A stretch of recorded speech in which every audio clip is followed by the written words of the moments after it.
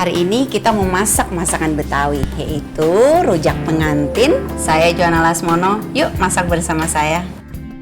Untuk membuat saus kacang, pertama potong-potong cabai merah keriting. Kemudian potong-potong gula merah dan sisihkan. Nah, untuk khas dari Betawi ini tidak menggunakan bawang sama sekali, tapi kacang tanah, kacang mede, gula jawa, cabai, dan juga ebi. Kacang tanahnya kita ulek dulu.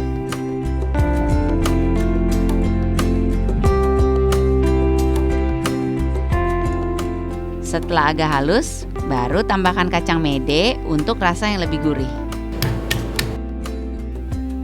Dan masukkan potongan cabai merah dan ulek terus.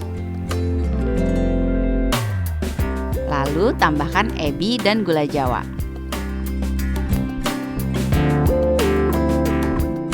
Bumbuhi garam secukupnya. Selain memberi rasa, garam membantu agar kacang mudah halus. Ulek terus sampai halus benar dan tercampur rata. Matikan api rebusan telur yang sudah mendidih.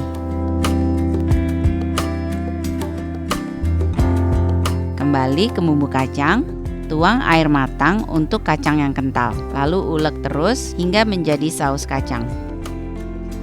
Garisi ketimun dengan garpu, lalu iris-iris agar tampak menarik. Lalu potong dan iris-iris kentang. Lalu goreng sampai matang.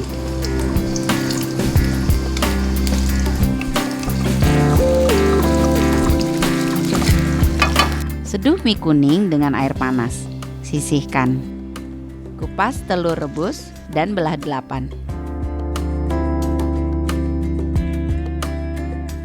Rujak pengantin dihidangkan dalam mangkok. Didasari dengan selada dan disiram dengan saus kacang. Taburi bawang goreng dan terakhir kerupuk.